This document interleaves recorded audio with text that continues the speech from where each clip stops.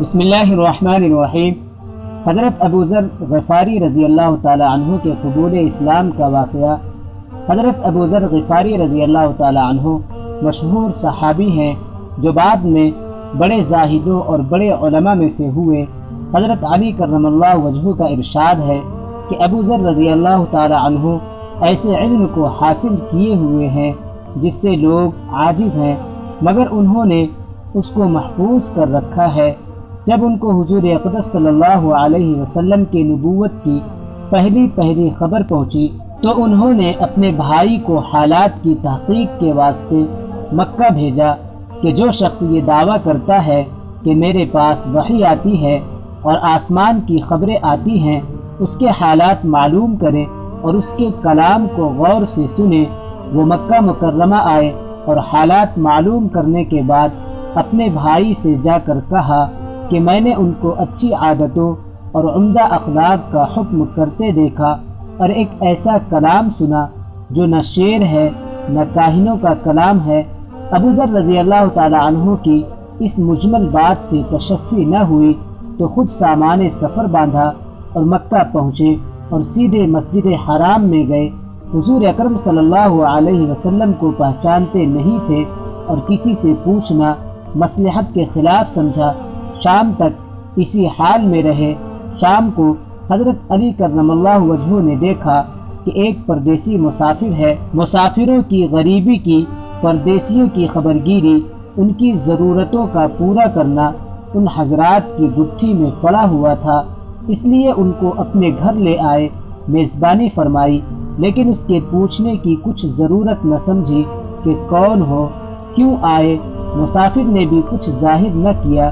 صبح کو پھر مسجد آ گئے اور دن بھر اسی حال میں گزرا کہ خود پتہ نہ چلا اور دریافت کسی سے کیا نہیں۔ غالباً اس کی وجہ یہ ہوگی کہ حضور اقدم صلی اللہ علیہ وسلم کے ساتھ دشمنی کے قصے بہت مشہور تھے۔ آپ کو اور آپ کے ملنے والوں کو ہر طرح کی تکلیفیں دی جاتی تھیں۔ ان کو خیال ہوا کہ صحیح حال معلوم نہیں ہوگا اور بدگمانی کی وجہ سے مفت کی تکلیف علیحدہ رہی۔ دوسرے دن شام کو بھی حضرت علی رضی اللہ تعالی عنہ کو خیال ہوا کہ پردیسی مسافر ہے، بظاہر جس غرض کے لیے آیا ہے وہ پوری نہیں ہوئی، اس لیے پھر اپنے گھر لے گئے اور رات کو کھلایا سلایا، مگر پوچھنے کی اس رات بھی نوبت نہ آئی۔ تیسری رات کو پھر یہی صورت ہوئی تو حضرت علی رضی اللہ تعالی عنہ نے دریافت کیا، فرمایا کہ تم کس کام سے آئے ہو، کیا غرض ہے؟ تو حضرت ابو ذر غفاری رضی اللہ تعالی عنہ نے پہلے ان کو قسم اور عہد و پیمان دیے اس بات کے کہ وہ صحیح بتائے، اس کے بعد اپنی غرض بتلائی۔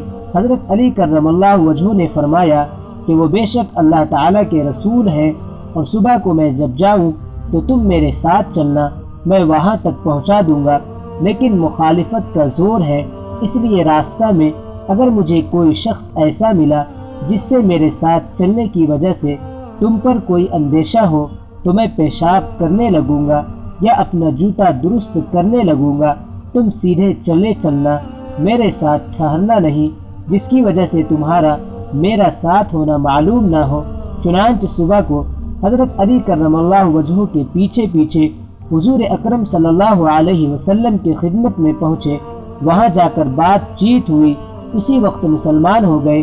حضور اقدس صلی اللہ علیہ وسلم نے ان کی تکلیف کے خیال سے فرمایا کہ اپنے اسلام کو ابھی ظاہر نہ کرنا، چپکے سے اپنی قوم میں چلے جاؤ، جب ہمارا غلبہ ہو جائے اس وقت چلے آنا۔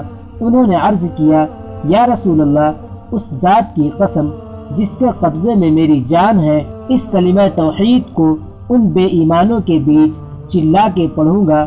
چنانچہ اسی وقت مسجد حرام میں تشریف لے گئے اور بلند آواز سے اشہد ان لا الہ الا اللہ و اشہد ان محمد رسول اللہ پڑھا۔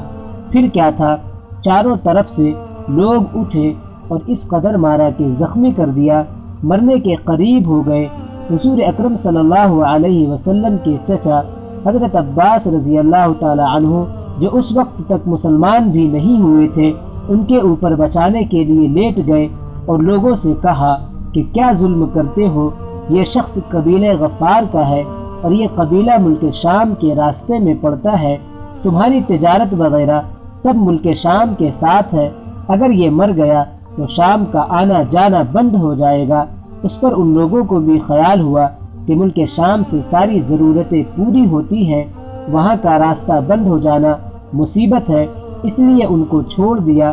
دوسرے دن پھر اسی طرح انہوں نے جا کر پھر بآواز بلند کلمہ پڑھا، اور لوگ اس کلمہ کے سننے کی تاب نہ لا سکتے تھے، اس لیے ان پر ٹوٹ پڑے۔ دوسرے دن بھی حضرت عباس رضی اللہ تعالی عنہ نے اسی طرح ان کو سمجھا کر ہٹایا کہ تمہاری تجارت کا راستہ بند ہو جائے گا۔